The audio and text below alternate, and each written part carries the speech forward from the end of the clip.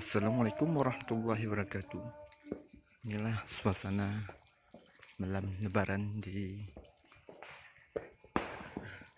lokasi saya. Nah,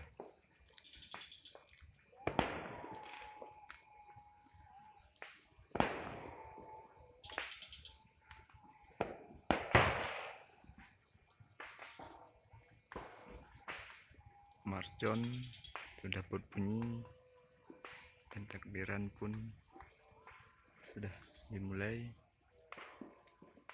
Matahari sudah terbenam.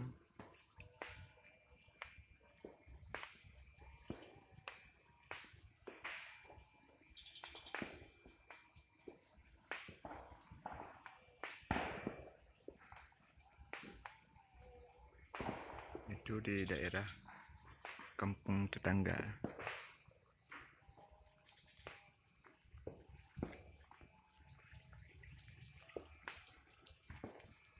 Oke, cukup itu dulu. Assalamualaikum warahmatullahi wabarakatuh.